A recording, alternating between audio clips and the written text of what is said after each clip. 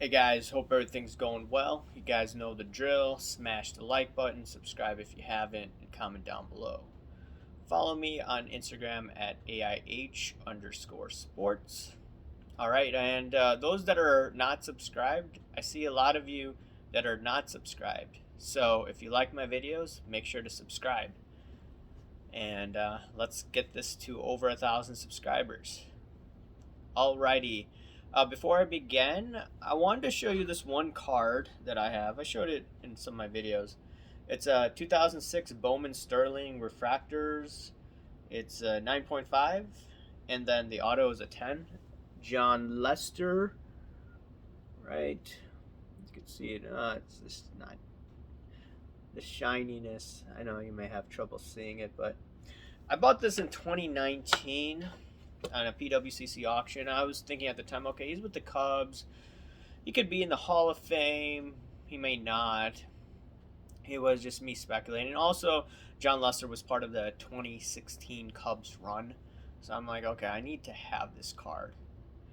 Granted, now John Lester's retired. And I wanted to ask you guys, since I do this Hall of Fame strategy for investing, speculating, do you guys believe John Lester's a Hall of Famer? And the thing is that, okay, he won 3 World Series, 2 with the Red Sox, 1 with the Cubs. He went to the All-Star game, I think, 5 times. He never won the MVP, but he's been in the top 5 a couple of times. Not MVP, the Cy Young. And he's just been phenomenal in the playoffs. 200 wins, I believe 2,400 strikeouts in his career. So a really good career. I like John Lester. He was a big reason why the Cubs had a magical year in 2016. Let me know if you think that. And I'm thinking, okay, could this be a potential Hall of Fame type of strategy investing in him? Right now, the cards, no, somewhat higher because of him announcing his retirement, but shortly after, maybe give it a few months, his card should come back down. And that's something that I'm going to think about. But the thing is, his WAR isn't high. It's not at the level of Greinke, Kershaw, Verlander, Scherzer, etc. Those guys should be Hall of Famers, in my opinion. Anyways, I'm looking at, or I'm going to talk about PSA and this strategy that many flippers used, and I'm going to analyze that their strategy was fragile. And I talk about this strategy all the time, fragile versus anti-fragile. It's a philosophy. Or it's something that Nassim Taleb, I've talked about this author numerous times. I really like him. Now, granted, just because I like his work on the Black Swan and his book Anti-Fragile and his work on options, I think he's brilliant. How he made millions during the crash of '87, and I think the Plaza Accords when the dollar index just went down, and he used options, and I'll talk about that again in a different video. Despite me agreeing with him on that, I do disagree with him in terms of the pandemic, but once again, it's not necessarily agreeing with people all the time. It's always good to get different opinions. Anyways, this topic, fragile versus anti-fragile, I've discussed this numerous times, but fragile means, okay, the plan is able to break down easily. Anti-fragile, it's going to take a lot of work to break down your plan. And Taleb talks about the fragility of the financial system in general, because the Federal Reserve keeps on bailing them out, and they need basically welfare handouts every 8 to 12 years. So you always see some sort of financial crisis, and the Fed bails them out, while rest of the public doesn't. But I could apply this term fragile versus anti-fragile in terms of the flippers and how they operated. So a lot of people, what they did during the pandemic, I learned this from them actually. I sent a few cards this way, but what they did was, okay, they were buying all these cards that were raw, bought them cheap, and then they just sent them out to PSA, got them back.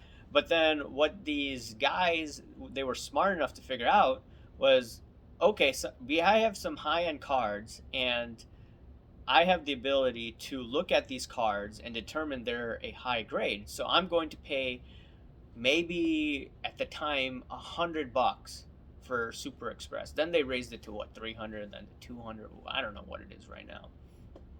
So they pay $100, and then bada bing, bada boom, it came out a PSA 9, and that yielded them what, $1,000. And they did that with hundreds of cards. They made boatloads of cash left and right. Now, that game works when PSA is open. Yeah, PSA was shut down because I believe Orange County was shut down for a little bit during the pandemic, but then it opened back up. But a lot of these guys, what they were doing is they kept on sending cards Super Express, and like I said, they were making money hand over fist. Strategy seemed to be working pretty well. A lot of people were going on YouTube at the time and then showing their strategies, and they're making a lot of money. And I did that with one Federer card, and I believe I doubled my money with it. $400 investment. I sold it for about close to $1,100. I wish I sold it a month earlier, because I could have gotten $2 to $3 grand.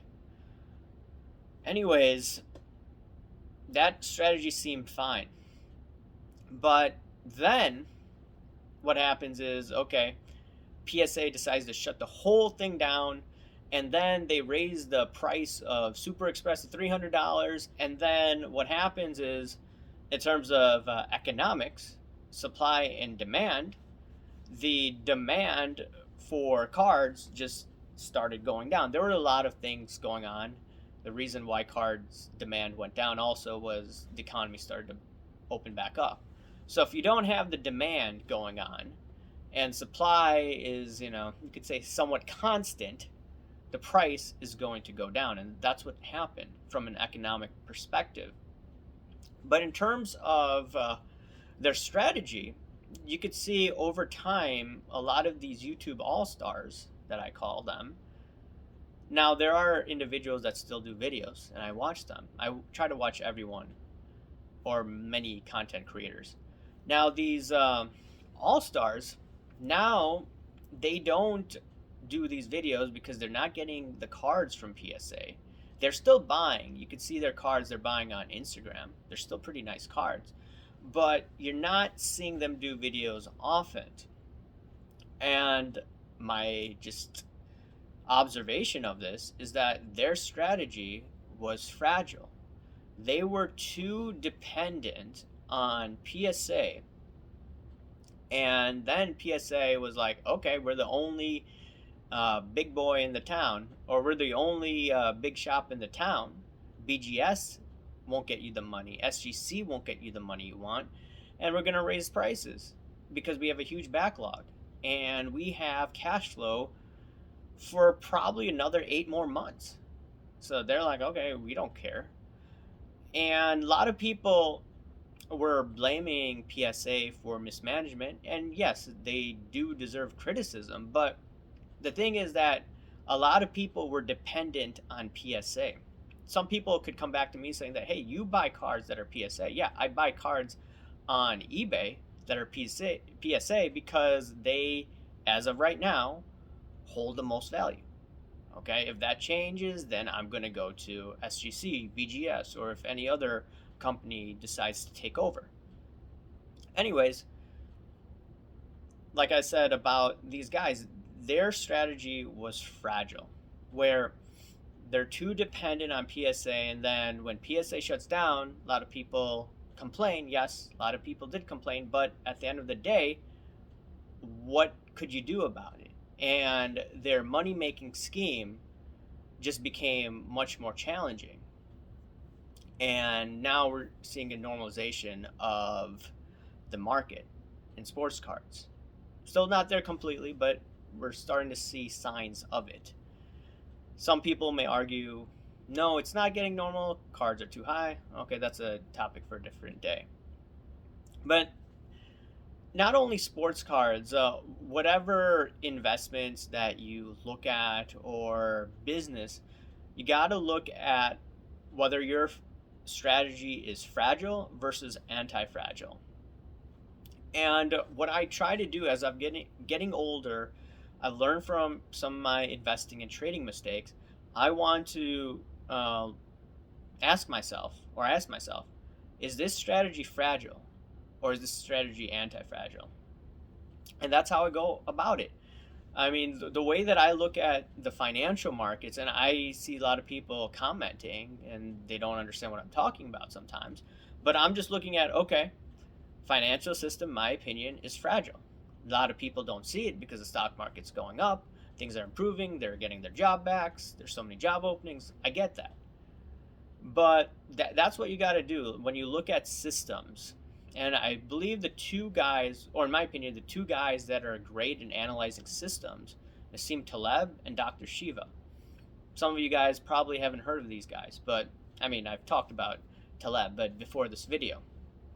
But anyways, yeah, whatever you do investing wise, trading, speculating, you just, before you hit that buy button, just think to yourself, is my strategy fragile or is it anti-fragile? And if you're speculating, I understand people speculate, okay? People understand that, okay, you could lose money that way. And I speculate too in rookie cards for football QBs. I understand I'm not going to hit home runs all the time. I'm not going to take $100 card, which I have, 130, and turn into $3,400 net proceeds. Okay, that's not going to happen over and over and again. But that's why I consistently do what I do.